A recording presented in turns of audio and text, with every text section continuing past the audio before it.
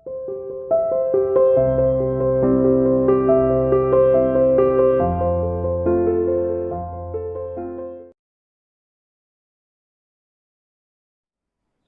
dear student, welcome to CA International School online classes.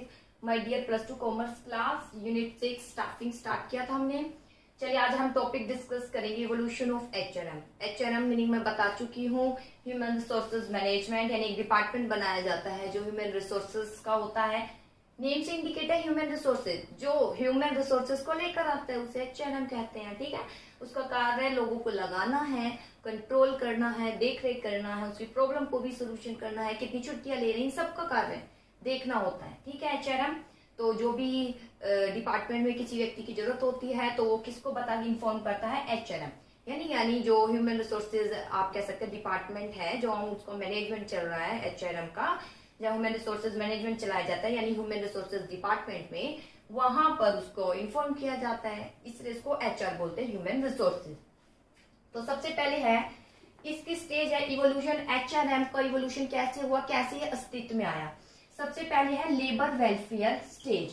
जब बहुत ही छोटे स्तर पर था हमारा व्यवसाय, ठीक है, यानी बहुत पुराने समय की बात करें तो वहां पर लेबर वेलफेयर की स्टेज चलती थी, जिसमें क्या होता था, जिसमें केवल एक ओनर है, वो थोड़े से एम्प्लॉय हैं. अब उनके बिटवीन कोई व्यक्ति चाहिए था कि एम्प्लॉयर की जो समस्या है, अब एम्प्लॉयर खुले बात नहीं कर पाते हैं, हेजिटेट करते हैं, तो ओनर को चाहिए था वो मुझे बताए कि कोई प्रॉब्लम है. तो इसके लिए जो है लेबर वेलफेयर ऑफिसर स्थापित किया गया. ठीक है, चलिए हम डिस्कशन इसका कर लेते हैं. डिटेल देखिए. Labour welfare stage. Earlier business used to be on small scale. अगर हम पहले देखिए तो बिजनेस कौन से स्केल पर चलता था, बहुत ही स्मॉल स्केल पर चलता था. ठीक है, काफी स्मॉल स्केल पर चलता था. That was era of establishment of trade union. ठीक है, और कौन सा युग था जिसमें ट्रेड यूनियन बनती थी, क्या बनती थी, ट्रेड यूनियन. बेटे ट्रेड यूनियन कोई कंफ्यूज नहीं होना. लेबर यूनियन सुना है कि लेबर यानी वर्कर होता है, वर्कर का संघ होता है, ग्रुप होता है, उसमें एक लीडर होता है, वो लेबर यूनियन होता है. ठीक है, जिस फिल्मों में देखते होंगे लेबर यूनियन है हमारी ये, तो ट्रेड यूनियन को लेबर यूनियन ही कहते हैं. ठीक है, यानी लेबर का संघ है, ये ट्रेड यूनियन वर्कर से ही रिलेटेड होती है. ठीक है, जिसमें वर्कर की समस्याओं को सुलझाने का कार्य किया जाता है, तो लेबर यूनियन भी कह सकते हैं इसको, हम ट्रेड यूनियन भी कह सकते हैं. तो स्मॉल स्केल पर चलता था तब ट्रेड यूनियन चलती थी. By defect, the need for a person was felt who could as a mediator between employer and employee. अब जरूरत होने लगी कि एक ऐसे पर्सन को जो है स्थापना की जाए, एक ऐसा पर्सन आए जो मीडिएटर बने, किसके बिटवीन, एम्प्लॉयर और किसके बिटवीन, एम्प्लॉय. एक एम्प्लॉयर और एम्प्लॉय के बिटवीन कोई मीडिएटर बने, यही तो ट्रेड यूनियन का लीडर मीडिएटर बना.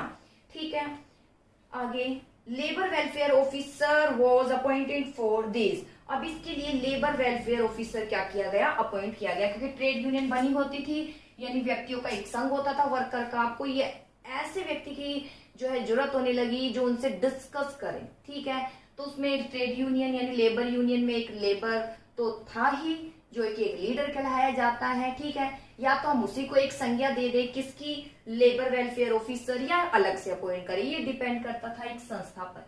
या तो उसी को बना दे लेबर वेलफेयर ऑफिसर या अलग से स्थापना करे.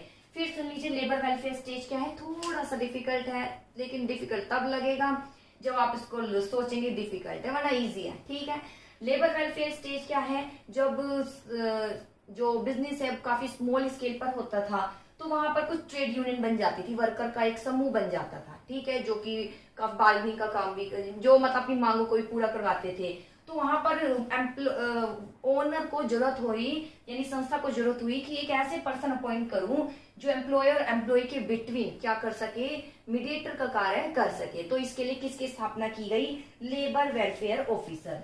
किसकी, लेबर वेलफेयर ऑफिसर. इसके लिए लेबर वेलफेयर ऑफिसर की क्या की गई, स्थापना की गई. तो इसे बोला गया लेबर वेलफेयर स्टेज. ठीक है, इसका कार्य क्या था, His role was limited to provide minimum welfare facility to the employee. इसका कार्य ये था कि जो एम्प्लॉय, ट्रेड यूनियन यानी ये सारे एम्प्लॉय थे.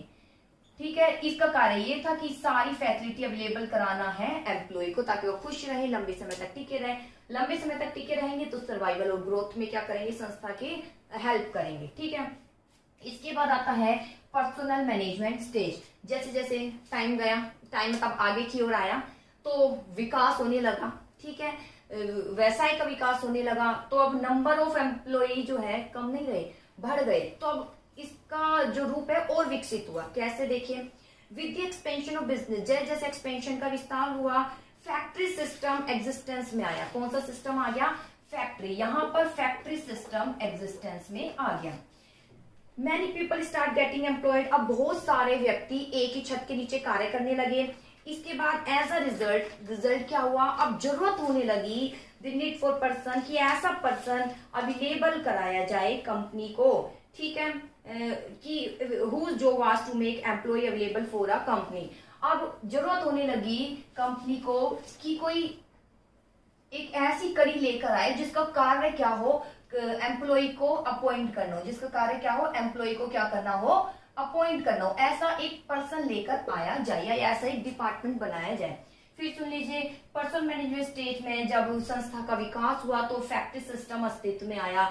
तो जो संस्था है, आप कह सकते हैं कंपनी है, ठीक है, या ये एक फैक्ट्री है, ऑर्गेनाइजेशन है, तो उसको जरूरत होने लगी कि एक ऐसे पर्सन अपॉइंट किया जाए या ऐसा डिपार्टमेंट बनाया जाए जो कि जिसका कार्य एम्प्लॉय को अपॉइंट करना है, क्योंकि बहुत सारे एम्प्लॉय एक ही छत के नीचे कार्य करने लगे। अब इतने सारे एम्प्लॉय को कैसे लेकर आया जाए? तो इसकी जिम्मेदारी किसी को तो सौंपी जाए ताकि संस्था इस कार्य से थोड़ा पीछे हो जाए और अपना ध्यान किसी और कार्य में लगा सके, ठीक है। तो इसके लिए personal officer and later on personal manager were appointed. तो इसके लिए पर्सनल मैनेजर क्या किया गया? अपॉइंट किया गया। आज अभी भी पर्सनल जो है मैनेजर ही कहलाए जाते हैं। पर्सनल मैनेजर क्या किया गया? अपॉइंट किया गया, जिसका कार्य क्या था? जो बहुत सारे व्यक्ति एक ही फैक्ट्री की छत के नीचे कार्य करते हैं उनको अपॉइंट करना था। इसके बाद आता है HRM स्टेज। और ज्यादा स्टेज बढ़ने लगी।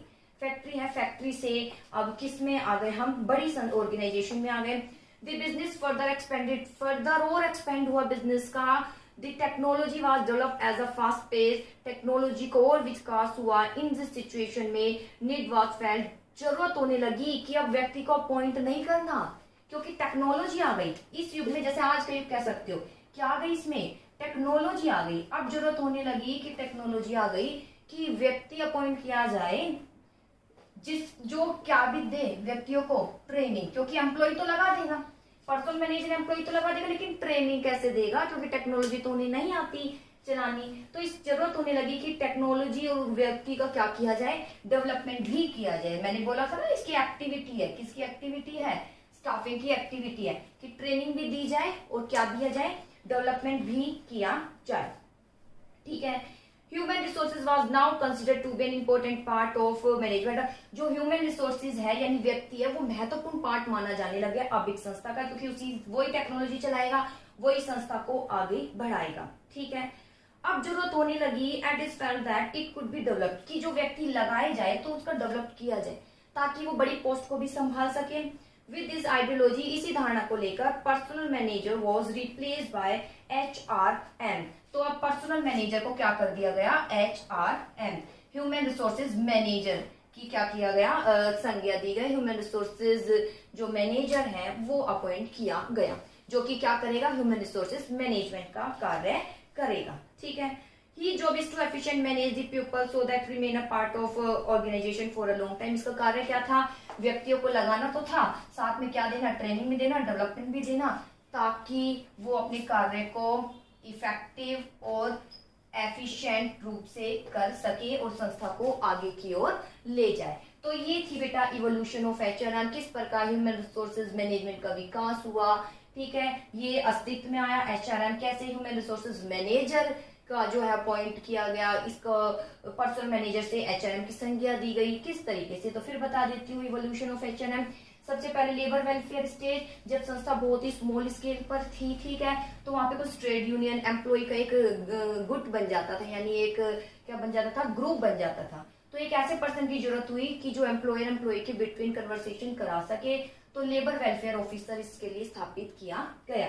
फिर आता है पर्सनल मैनेजमेंट स्टेज। जैसे जैसे संस्था बड़ी हुई, एक फैक्ट्री सिस्टम आया, अब ऑर्गेनाइजेशन को जरूरत हो गई कि इतने सारे व्यक्ति मैं कहां से लाऊं, तो एक ऐसे व्यक्ति की स्थापना की जाए, ऐसे डिपार्टमेंट की स्थापना की जाए जो जिसका कार्य व्यक्तियों को लेकर आना है, ठीक है। तो पर्सनल मैनेजर की स्थापना की गई। फिर टेक्नोलॉजी बढ़ गई, जैसे जैसे टेक्नोलॉजी बढ़ी अब जरूरत होने लगी कि व्यक्ति को लगाना ही सफिशिएंट नहीं है, उसको ट्रेनिंग और डेवलपमेंट करना भी जरूरत है ताकि वो एफिशिएंट और इफेक्टिव रूप से कार्य कर सके। तो इसके लिए पर्सनल मैनेजर के को रिप्लेस करके क्या नाम दिया गया, वही है पर्सनल मैनेजर ही है, एचआरएम नाम दिया गया, जिसका कार्य व्यक्ति को लगाना ही नहीं, उसका क्या भी इंतजाम कर रहा है, ट्रेनिंग और डेवलपमेंट भी करना है ताकि व्यक्ति एफिशिएंट और इफेक्टिव होकर क्या करे, कार्य करे। तो बेटा ये था इवोल्यूशन ऑफ एचआरएम। अब इसके बाद हम पढ़ेंगे क्या प्रोसेस है स्टाफिंग की, ठीक है। अब हम स्टाफिंग की प्रोसेस पढ़ते हैं। ये जो टॉपिक है कट है staffing as a part of human resources management. अब स्टाफिंग की प्रोसेस आ जाती है, देखिए बहुत ही सिंपल प्रोसेस है, कोई हार्ड नहीं है। स्टाफिंग प्रोसेस, सबसे पहले स्टाफिंग प्रोसेस में आता है एस्टिमेटिंग मैन पावर रिक्वायरमेंट, ठीक है। सबसे पहले स्टाफिंग प्रोसेस में आता है व्यक्तियों को आवश्यकता अनुमान लगाना। जब तक ये नहीं पता होगा कितने व्यक्ति की जरूरत है तो कैसे आप व्यक्ति को अपॉइंट करेंगे। तो देखिए इसमें क्या है, फर्स्ट स्टेप स्टाफिंग में सबसे पहले रिक्वायर्ड नंबर ऑफ वर्कर को एस्टिमेट किया जाता है, कितने नंबर की और वर्कर की जरूरत है, ठीक है। इसके बाद at the time of determining number of person required, जब ये डिटरमाइंड हो जाता है कि कितने व्यक्तियों की जरूरत है, पॉसिबिलिटी रिगार्डिंग ध्यान दिया जाता है कि इंटरनल, ठीक है। अब जब सबसे पहला स्टेप है कि नंबर ऑफ एम्प्लॉय की जरूरत कितनी है, पहले ये देखा जाता है।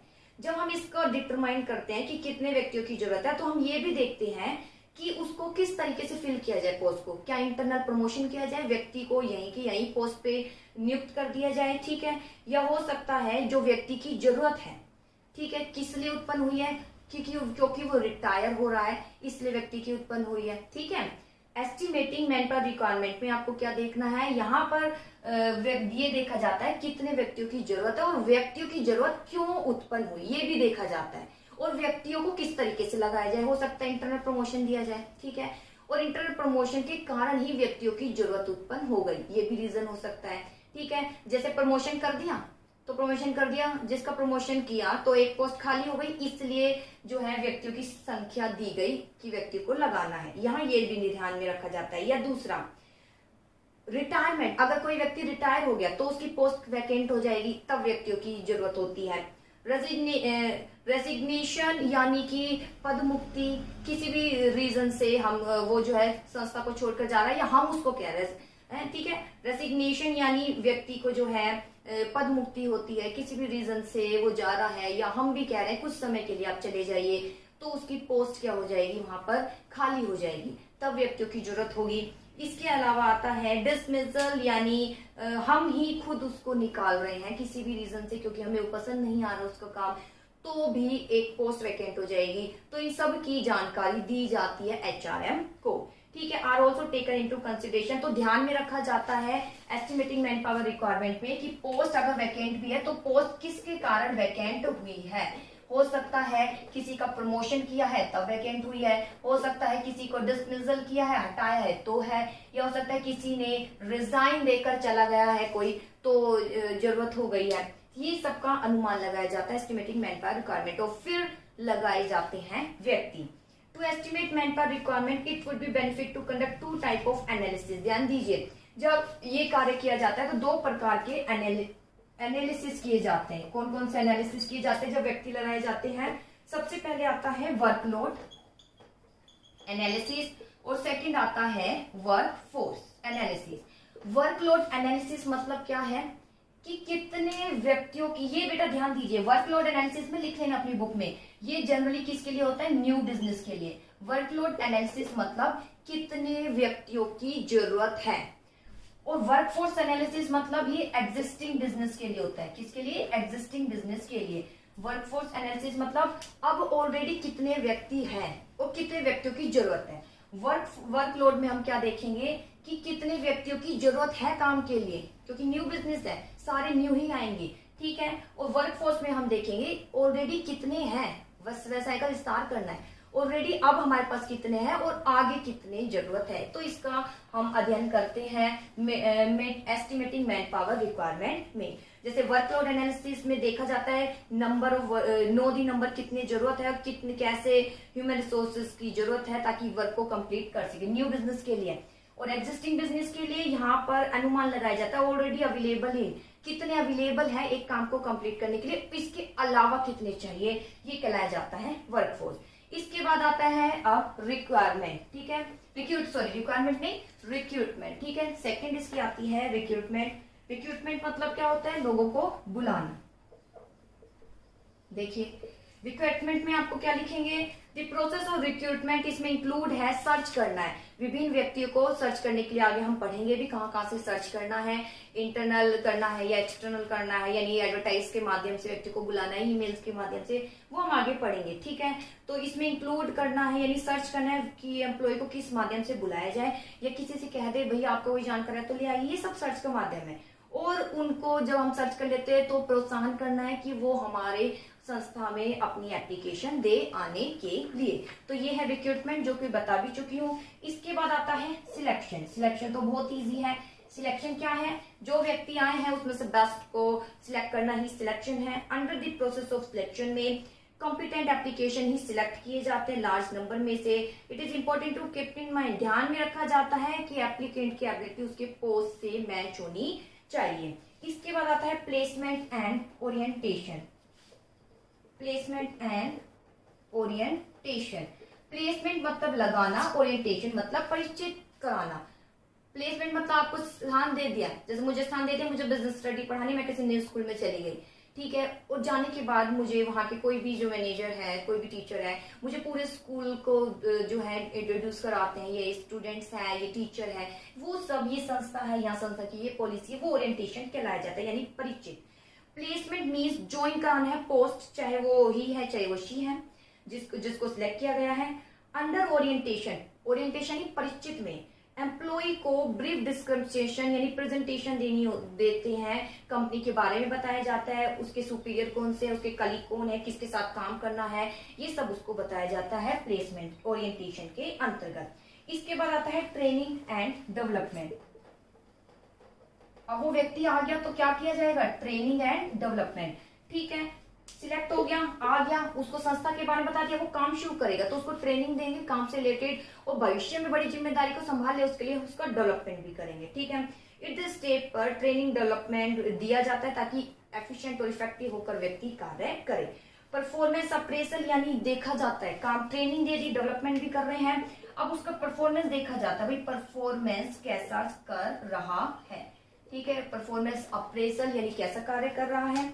It this step the capability of every employee जज, हर एक एम्प्लॉय की कैपेबिलिटी जज की जाती है। टू जज इज कैपेबिलिटी, जब जज करते हैं actual work performance compare with work.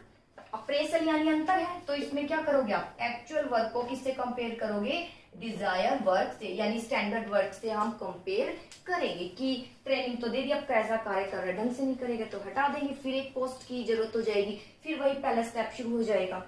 इसके बाद आता है प्रमोशन एंड करियर प्लानिंग। जब बहुत बढ़िया कार्य कर रहा है तो क्या करेंगे, प्रमोशन, ठीक है। अगर बहुत बढ़िया परफॉर्मेंस अप्रेजल है, बहुत ही अच्छी उसकी परफॉर्मेंस रही है, तो उसके बाद हम करेंगे उसका promotion. Under this stage process of staffing, employee को प्रमोशन किया जाता है हाई पोस्ट पर।